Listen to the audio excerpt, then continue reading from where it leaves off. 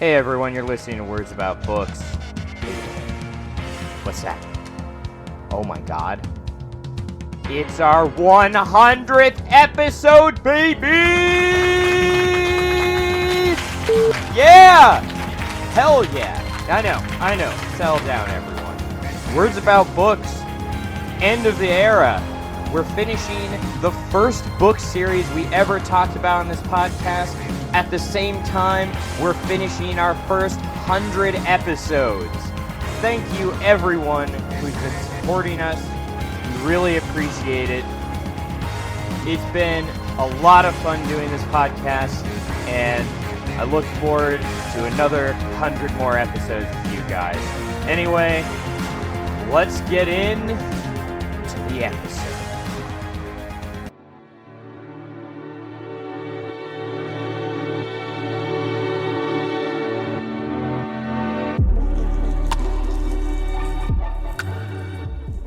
Hey everyone, you're listening to Words About Books, where we are going to finish our discussion of the Thrawn Trilogy right here, right now. I am your glorious host, Nate, and joining me is definitely Ben, and not a pre-recorded take of Ben. Say hi, buddy. And I'm Ben. I'll go ahead and make that a little more interesting in post. I'll add some laser sounds and Photoshop some asteroids in the background. It'll be really cool. What'd you think about the Delta Source reveal, Ben?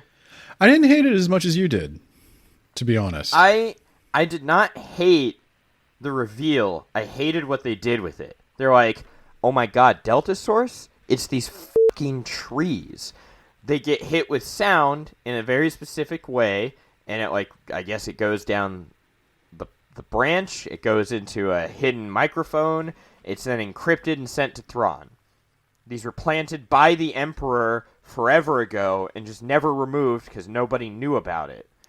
Well, except for the very top echelons of government. They're supposed to be exotic display pieces, which the Emperor has many of these kinds of things. Like, he was a big fan of making his palace very fancy. So he's got these trees that change color in the presence of vibrations or pressure or mood changes or anything like that. So they're basically mood trees. And everybody thinks, oh, they're real neat. But what you can do is use them when they detect vibrations. It triggers a chemical change in the tree. You can detect that chemical change, work backwards, turn it back into a vibration, turn it into sound, and then transmit it, which is what they do. I like that. Yeah. That was good sci-fi. What I didn't like was them going, all right, let's dig them all up. No. They don't. If Thrawn doesn't know that you know about it, start feeding him fake information. Well, but they knew that the plot was coming to an end. They knew that they couldn't feed him any information because, we gotta get going, dudes. They knew that the war was about over. So... Even if you wanted to remove the trees, you could have kept the devices attached to them and just spoofed it. Because I could see, if you just closed the main hall or something. I don't know. Yeah, they could have made better use of that. The New Republic is kind of stupid. Yeah, that's why Thrawn keeps beating them. So, here's their plan, right? They need to get a crystal grav something. They need to get a thing that will allow them to find the asteroids that are cloaked with 100% certainty. And they know where several of them are, but they're all in Imperial hands. So they are going to make it look like that they're going to attack this place called Tangreen. But really, they're going to attack the Bilbringi shipyards. Thrawn will never see that coming. He'll never expect them to attack the most heavily defended shipyard ever. So the Empire, they're going to go to Tangreen thinking there's going to be a war over there, and we're going to slip into the shipyards, get the crystal grav trap, and then we're going to destroy the shipyards. We're going to cripple the Empire.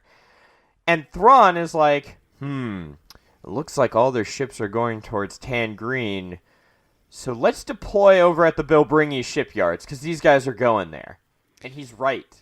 Well, that's par for the course for Thrawn.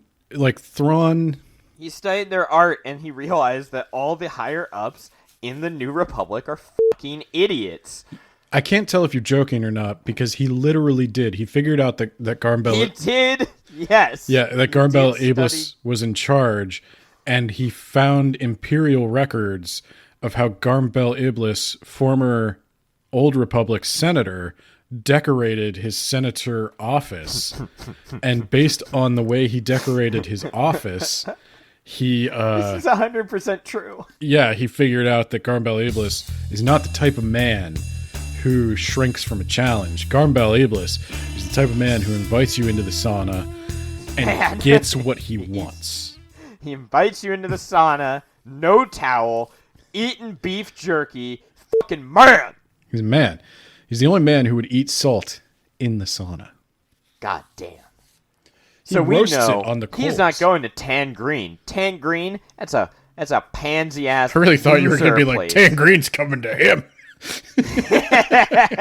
The problem I have with the attack on Bilbringi is not that Thrawn saw it.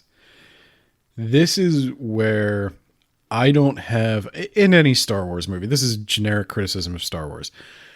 And a generic criticism of these books, I guess, is as they're losing systems to the Empire, is the Empire's gaining food planets and whatnot. I don't really have any frame of reference for how many planets there are or how devastating. Well, they do mention on several occasions that the balance of power, the New Republic is still the greater of the two powers, but that's rapidly changing and might change soon. Right. So I guess here's my question. If the New Republic can field a large enough fleet to just face check the Empire, just go toe to toe with the bulk of their strength, why didn't they do that? Why aren't they just doing that all the time? Like, the Empire Because formerly they're was a bunch of idiots, and Thrawn will find out that from their artwork, they don't know how to command ships. Admiral Akbar once again yells, "It's a trap!" Yeah. So Thrawn knows that Admiral Akbar will get easily flustered with his stupid fish brain, and he won't know how to counter this trap. You know how we joked about Thrawn finding Mara Jade's deviant art page? He actually does find Admiral Akbar's sculptures. Like, Admiral Akbar used to make sculptures, and Thrawn gets them. And he's like, I know everything about you. Your mistake, Akbar, was making art.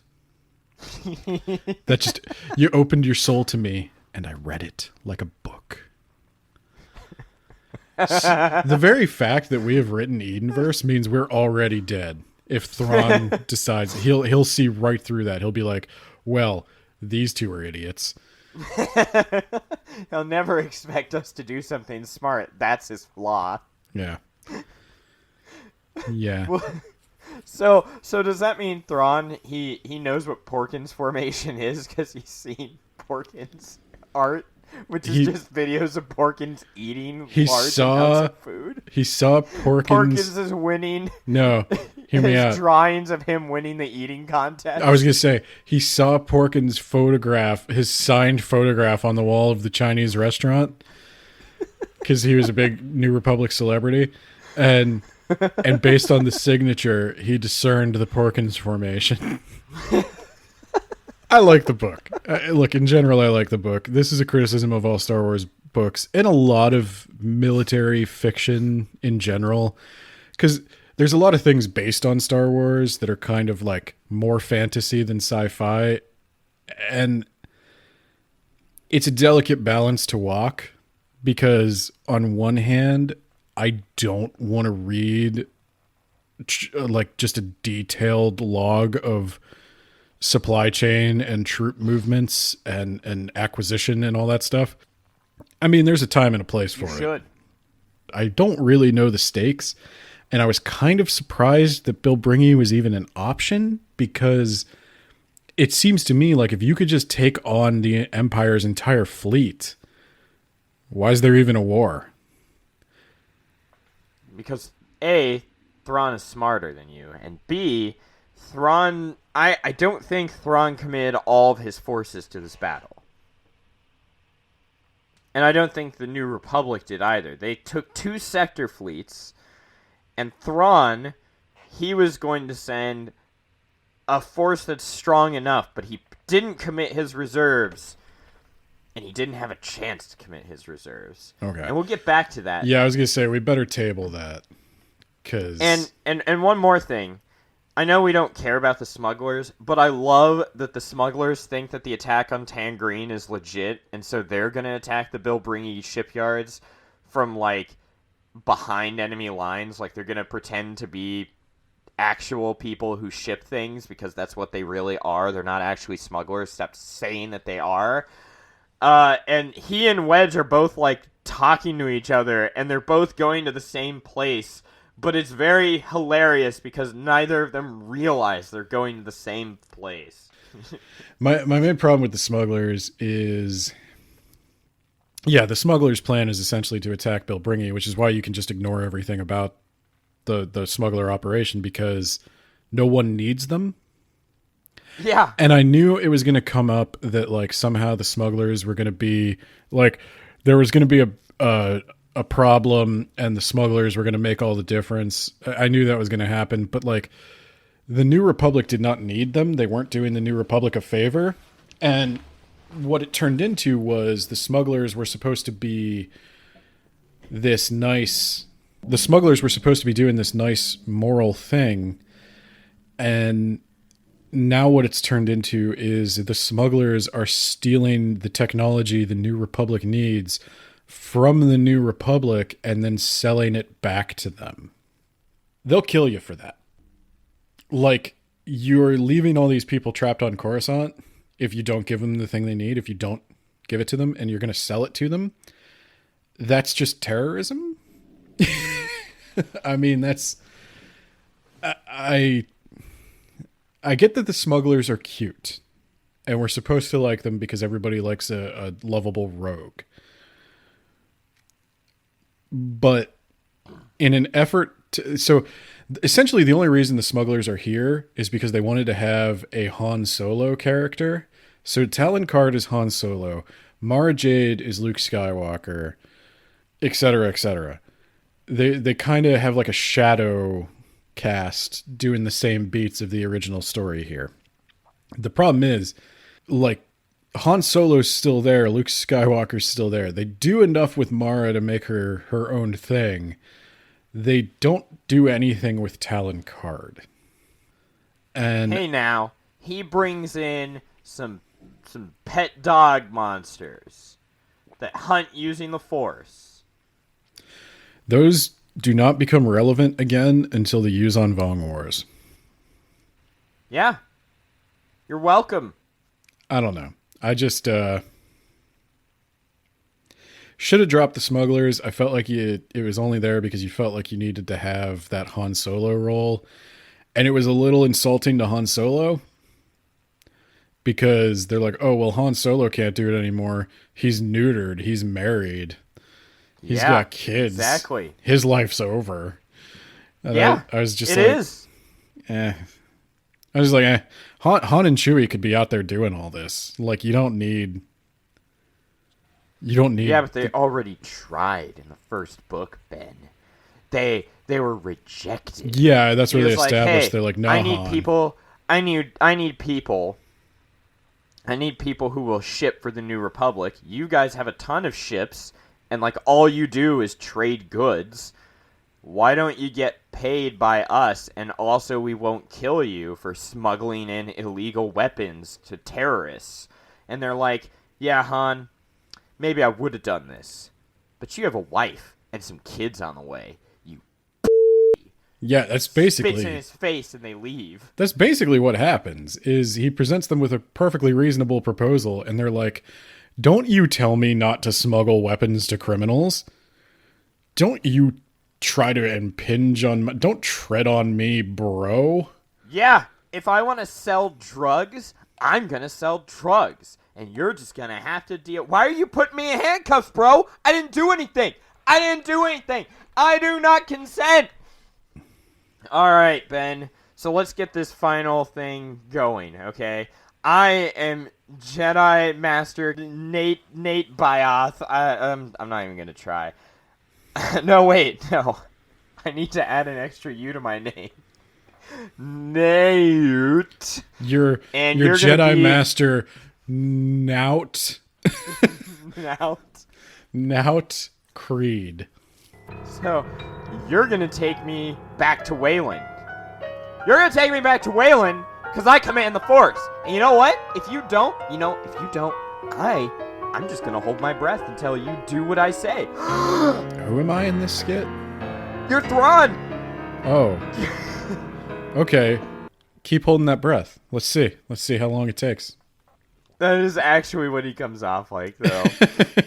The Jedi Master's like, I command the Force, and if you don't do what I want, I'm just gonna hold my breath until you do it. He's like throwing a tantrum. You know, the weird thing here, Nout, is you keep talking about how you control the Force, right? But I got this lizard thing that says there is no Force.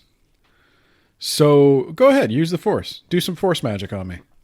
I've studied your art. It's really fucking terrible. Yeah, I've studied your art. It's really bad for an adult. All of your art is stick figures of you murdering everyone you know. This one is where all the other Jedis want you badly. Yeah, but then you Force lightning them because they were mean to you. Like, Joris, here's the thing. You're bad. You have the mind of a child because you have clone madness. Because you're a clone. Did you know you're a clone? Come to terms with that because you're a clone. That's impossible. I can't be a clone because I'm not crazy. Yeah, you see that Gollum shit you do every now and then? Like, that's clone madness. You're clone Hold mad, on, I'm going to stand up to my full height. So I'm looking at my watch, and I'm like, tell you what, Wayland doesn't sound like such a bad place for you. So, yeah, I'll give you a ship. You're going to go with a ship and a bunch of my crew, and yeah, we'll take you to Wayland. You can spend all the time you want on Wayland. And you're not going to protect your crew with any of those anti-Force furry creatures. I'm going to be real with you, I kind of forgot about that. Yeah, oops. I filled a mountain with them, and that I only had like 4,000 to 6,000. So, you know what I could have done? It occurs to me now as I'm talking to you. I guess you're Pelion now. You could have put the furry things on Sebaoth. No, Pelion. What occurs to me now is I could have cloned him. You could have shot him in the face, took a sample of his, like an arm or something, and then sent his arm to Wayland. No, I could have cloned the Force rats. I could just have an endless supply of the Force rats. Well, why would you? You have an endless supply on that other planet. You know what else I should probably have around? Those Vornskers. Those Force lions that hunt Force people.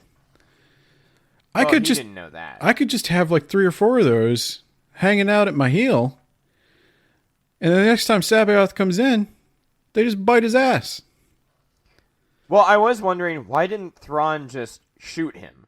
Like, he's like, I'm gonna confine him to his quarters, and he turns to Pelion and is like, I agree, he's insane, but we're gonna clone him. It's like, you can do that now. Order your officer to shoot Sebaoth in the face while he has no command of the Force, cut an arm off, throw the arm into the tank. We're gonna have to talk about the end of the book here soon. Yeah, let's do it. Okay. Let's go to the end of the book. Well, let me land on the planet. Let me real quick tell you what I thought was going to happen based on everything we saw this far. He sends Sabaoth to Wayland, which is where the cloning facility is, and he says, "Don't worry about it. That's a good place for him." Now, I guess what they meant was he's filled the cloning facility with these anti-Force rats because they that way there's no force for the clones to share souls with or something. It doesn't really make sense. Doesn't really make sense that you can have an anti-force bubble. We already talked about that. Anyway, cloning. I guess Thrawn meant we're going to put him in the cloning facility because he can't use the force there. What I thought was happening was another brilliant Thrawn maneuver. I thought he knew Luke was going to make a move on Wayland, and that if Sabaoth was there, either Sabaoth would kill Luke, Luke would kill Sabaoth, or ideally they kill each other. And that would resolve Thrawn of yet another problem. And then if Luke lives, Thrawn will just go kill Luke. If Sabaoth lives, Thrawn will go kill Sabaoth. I thought that was when Thrawn said Master Sabaoth is almost at the end of his usefulness to us. I thought that was what he intended Sabaoth to do one last time, was kill Luke Skywalker. And maybe Mara, because Thrawn hates Mara. That is not what happens. No, Thrawn makes a blunder. He's like, I'm just going to put him there, and we're just going to... He's trapped. He's basically in jail. He can't use the Force. We'll come back to him later. Yep. Should have shot him in the face while you had the chance and threw his organic shit into the cloning tank. They clone Luke. Luke! Luke! They clone Luke with his severed hand. Can we... And did you why also... don't they just do that to Sabaoth? Did you also think when they cloned Luke from his severed hand and gave him back the blue lightsaber that's what the lady from the new movies was talking about when she's like, it's a story for another time? I found his hand at the bottom of a garbage chute and we cloned him, and then he had to kill the clone. It was a whole big thing. And then long story short, Mara Jade pawned it for drinking money. That quote did come to mind. It's a story for another time. Yeah. Well, here's the story. I found it. So yeah, they spend a very, very, very, very, very, very, very, very, very long time on this planet, slowly hiking for 2 weeks towards this fucking cloning facility. Because again, not every story is equally interesting at the same time, and for some reason, we're just afraid to skip ahead. So yeah, they finally hike all the way up there. Some unimportant shit happens in the meantime. Leia and Card are back on Coruscant, and they're like, we need to go and warn them of this trap that they've already walked into. It's mainly just so Card and Leia can also be there, so that all the main characters are in the same place. You got all your favorites, right? You got Luke. You got Han. You got Marinara Jade. You got C-3PO, R2-D2, Lando, Chewie. You got Leia now. You've got Card. Everyone's there. Not fighting Thrawn, because the real bad guy of the whole series is now Sabaoth, and they gotta fight him. So Luke, he's gotta fight Luke, the clone. And thank God Mara is there to kill him, because this whole time Mara's like, I'm gonna kill Luke Skywalker. I'm gonna kill Luke Skywalker. And I guess killing Luke is good enough for her and the Emperor. So she kills Luke, and Sabaoth is like, I'm insane! And he buries them all in rock. But Mara is better at this than everyone else is, because she cuts holes in the ground so all the rocks will just fall down to the ground. Mara's kind of the only team member who came to play today. Yeah, really. That was... Because Luke is just defensively fighting his clone. And he keeps trying to, Sabaoth, I can save you if you'll help me. And it's like, I don't need saving. I'm perfectly rational and sane. Everyone else is the problem. Yeah, don't act like you're in charge. That's what I do. That's what I do to Thrawn. You're not in charge here. I'm in charge. I'm in charge. If I'm not in charge, Luke, I'm going to hold my breath until you say I'm your master. You ready? You're just going to pass out and start breathing again, Sabaoth. So, yeah. It's that autonomic nervous system, bro. There is a ticking clock, because Lando and Chewie do something to, there is a ticking clock because Lando and Chewie blow them up. Yeah. There didn't have to be a ticking clock. They could have not blown everybody up. And this whole time, this book and the previous book, Sebaoth is like, "You're going to kneel before me, Mara. You're going to kneel before me." And so she kneels before him and stabs him. Well, she like slides on her knees. Yeah, she slides Yeah. in front of him. She's not even kneeling. She runs and slides. What a shitty vision to have. Well, She's kneeling before me. I win. Yeah, so she was kneeling because she ducked a rock or something. So she was running towards him. He threw a rock at her. She jumps on her knees and slides under it, and then stabs up and takes him out. And that was what he saw in his vision of her on her knees before him. She's on. You're on your knees before me. I didn't actually get a picture of what happened immediately before or after you were bowing before or kneeling before me. Yeah, but I'm sure I win. I didn't quote it, but I was like, could you please stop saying "on your knees" before me? So Garmbel Iblis shows up to save everybody. He's like, yeah, Mara kills him. She kills both the Luke clone and Sebaoth single-handedly, pretty much. yeah, if Mara wasn't there, everybody was dead because Mara kills everything. Mara kills every bad guy. And then is like, little help. Looking at Leia bleeding on the ground. Looking at Luke out of breath, buried waist deep in some rocks. Luke, you could just step out of the rocks. Anyone come here to like destroy the Empire, for God's sake. I can't carry this team any harder than I already am, guys. You've got to get a few points on the scoreboard. Yeah, okay? Mara looks at Luke and she's like, you know what? I now believe your story about how it was Vader that killed the Emperor, not you. My God, you are useless. Yeah. I now believe the story that you just turned your lightsaber off and accepted the lightning into your body for some reason. I'm very glad. Well, I guess that was the other thing too. Like, that's the beat they keep replaying because they only have the first 3 movies to base it off of. At the end, Luke wins by not killing a person. And so wouldn't it be weird if Luke wins this time by just straight up murdering the guy who's supposed to be the Emperor?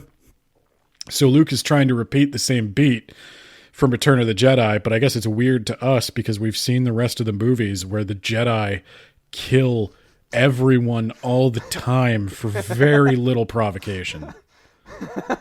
Especially the actual sequels that replace this. Oh Rey my is God, just Rey. killing orphans left and right. Yeah, no. Rey is like Ted Bundy out there, just...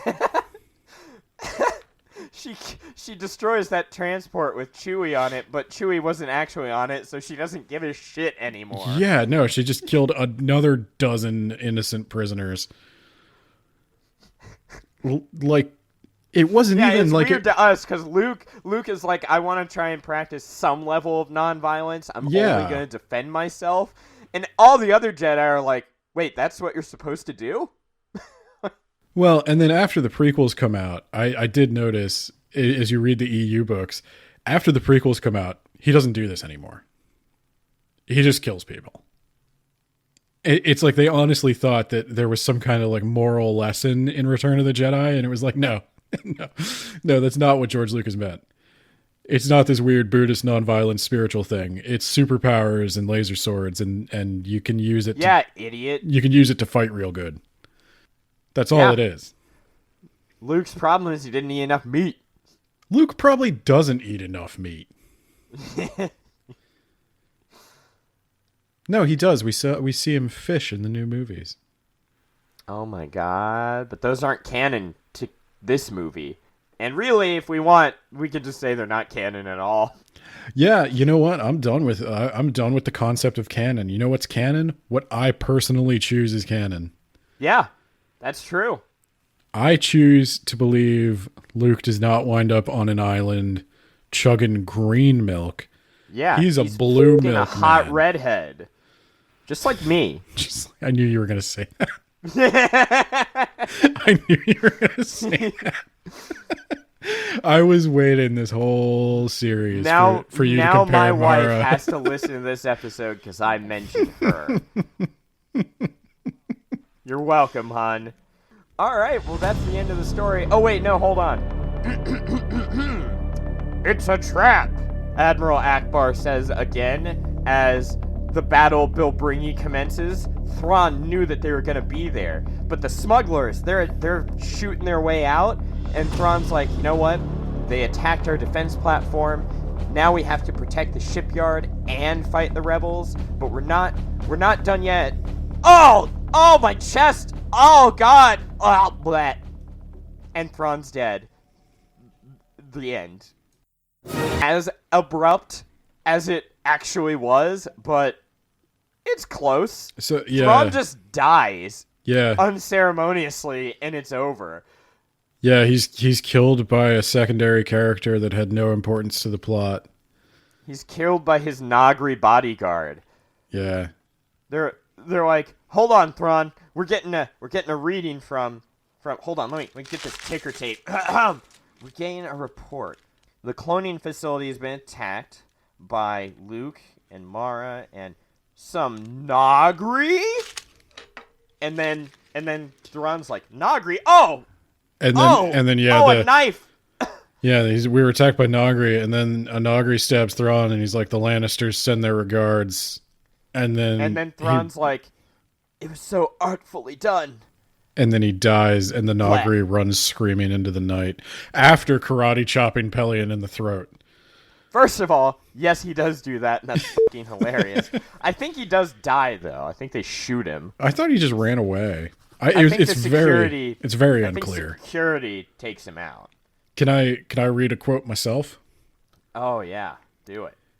With a last mournful scream, Sabaoth crumpled.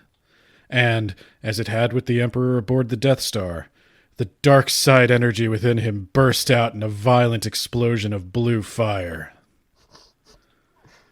So yeah, he didn't just get thrown into a reactor or something. That's what I thought happened. Yeah, I was like, that was from the Emperor? I thought that was like a reactor in the Death Star blowing up or something. No, it's the natural decay process of all Dark Jedi. They're filled with all these dark force gases. And when they die, the last final spark of force lightning. That's how you can identify a Dark Jedi. They don't fart. Yeah, they just internalize all that force. That's what fuels the lightning. But yeah, Thrawn dies, and Pelion is like, well, I forgot how to soldier. Time to run. I think part of it is, okay, I'm going to try and defend this, all right? I think part of it is his windpipe's crushed. Well, yeah, that is part of it. He just got karate chopped real hard in the throat. They said that the Emperor was using force power to make all of his guys better, and when he died, they had been relying on that, and they no longer had it, and so they were just, like, really dumb. Well, and that wasn't a silly retcon, was it? Pelion, he's been relying on Thrawn this whole time to tell him exactly what to do. Pelion's like, wow, Thrawn just knows everything. I just need to listen to him. Now that Thrawn is gone, he's like, oh, shit.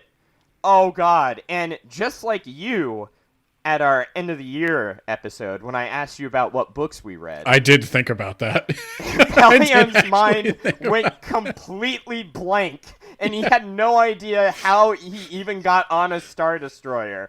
And so he's just like, shit, run away, guys. I don't know how to command anymore. I will grant you that. If you are karate chopped in the throat by a cat ninja alien, you are allowed one free panic attack.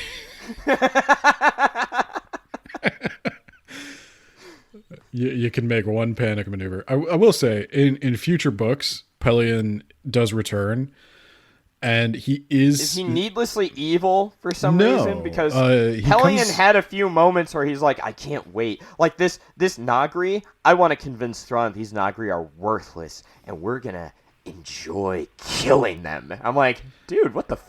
In future Legends books, I guess, the Emperor or the Empire still exists in a very small collection of systems that the New Republic never fully takes back, and they do have a pretty decent military that Pelion is in charge of, and I don't want to say he ever fully comes around or like has an enlightened opinion on alien races, but he is capable of working with the New Republic against a common enemy. I think he actually signed some treaty with the New Republic as well to Yeah. finally end the war. Yeah, he's not evil. I think he turns into more of a as complicated as any Star Wars book is ever going to be. He turns into like a more complex character that cares about his people, but also thinks he's entitled to rule the universe. Also think his culture is the only culture. There's still the Empire. Well, yeah, he's human. Therefore, he's the best. Well, I guess no. The first. So I think this is something the books did eventually better than the other stuff, because the books, they don't have budget constraints. You do get a Bothan, whatever Mon Mothma's role is, a Bothan prime Theola minister eventually or takes whatever. that role. I knew that. Yeah, you do get more aliens. You do get more non-human stuff, and obviously, like, there's an attempt to retroactively explain why the humans are so everywhere, but it's kind of like, don't even bother, because then you have to explain why they're human. Yeah, I was going to say, why are they human? Because this is a long time ago in a galaxy far, far away. Did we descend from them? Did they descend from us? There's a few times in the books where it hints at like intergalactic travel and like other galaxies where the Force isn't a thing. Like, it's so weird. Anyway, overall, I thought that this was a good book. It was better than its predecessors. I think they gradually got better and better. I can see why people liked the Star Wars Legends. I'm actually interested in more Star Wars Legends. And I think this was a lot better than the actual movies that we got, which, as we established, were fucking garbage. What do you think, Ben? Closing thoughts. Solid 3.5 out of 5. Yeah. This is, I will say, this is not the best Legends has to offer. I think you would really, really like the Legacy of the Force series. It's 7 books, though, so. But they started realizing that they don't need 3 books. They can make it a lot longer. Yeah. Well, there's a lot of background, too. For me, I just jumped in, but if you wanted to like go through from the beginning, I guess. Yeah, and again, Disney could have just taken the stuff that worked and adapted it into Disney Plus series and just had content forever. Well, I'm kind of surprised. This is the funny thing about canon and why I don't think it's worth getting obsessed with canon. I know I bring this up all the time. Even though you actually stopped paying attention to the Star Wars series because of canon. True. Well, so here was the thing. I did watch the new movies. I just didn't want to get back into the books because I didn't want to start over. I already had all this knowledge that I was kind of attached to. I just didn't want to start over. But I might be willing to do that. More about that in a second. The thing I'm saying is, I think when it comes to companies like Disney, they don't really care about canon at all.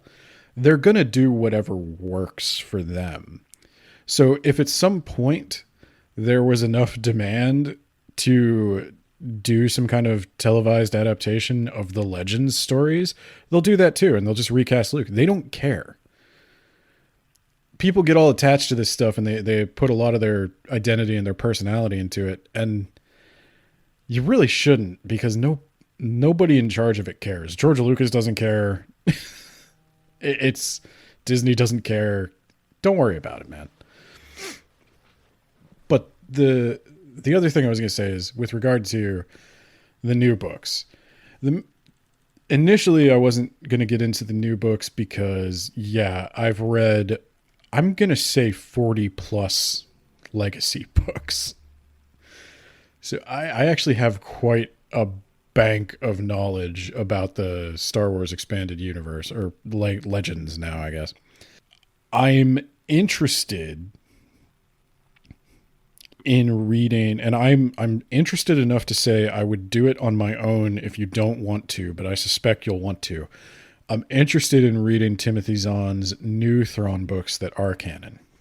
Oh my god. Yes. And the reason is I think Timothy Zahn did what few can do. I said at the beginning, he made characters that are as interesting as the characters in the source material. And that's just evident by the fact that they asked him to do another Thrawn book, or he was able to pitch another Thrawn book, and they said yes. Thrawn is a cool character. And the weaknesses of these books. I mentioned when we started doing this series that I'd read stuff from Timothy Zahn that I liked better than Heir to the Empire.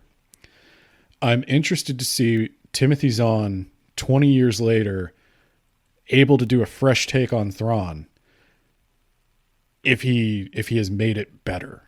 Because I think now we're going to get rid of, like, the material will at least be consistent. We're not going to have this Clone Wars, Dark Jedi crap.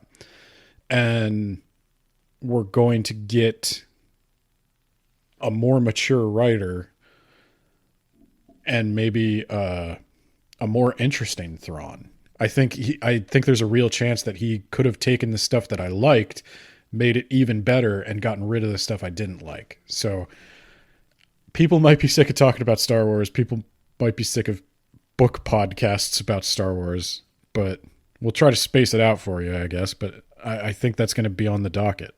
I'm going to say 3.5 stars. Would I recommend it? Only if you're interested. I don't think I would try to convince anyone to read this who isn't already kind of interested in reading it. What do you think about that? Do you think any Star Wars fan should read this, or?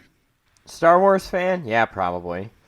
At the very least, you'll get to see the difference between this and what Disney came up with like 25 years of hindsight.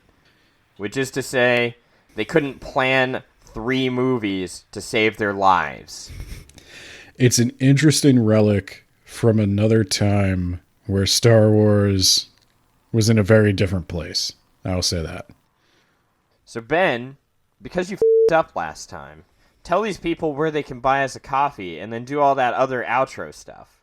So I have been telling you guys to buy us a coffee at buymeacoffee.com/wordsaboutbooks. That's incorrect, which I suspect is why you haven't been buying us very many coffees. You should instead buy us a coffee at buymeacoffee.com/WABpod, a link that exists. You can also check us out on Twitter at WABpod. You can check us out on Instagram at wordsaboutbooks. You can check out the blog at blog.wordsaboutbooks.ninja. And you can check us out on Twitch at twitch.tv/wordsaboutbooks. We are streaming every Monday at 7 p.m. Eastern Time.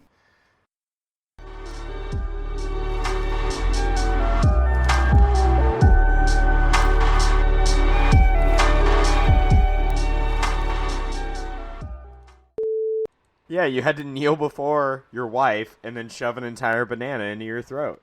I had to kneel before Jedi Master Shabayoth. She reacted exactly the same way. If my wife had Jedi powers, this is exactly how it would go. If anything, Chewie is like Ben-coded. You want to do your best Wookiee roar? I can't do it. Also, that's offensive to even ask. That's why Palpatine, every time he had a colonoscopy, he had to kill the guy afterwards.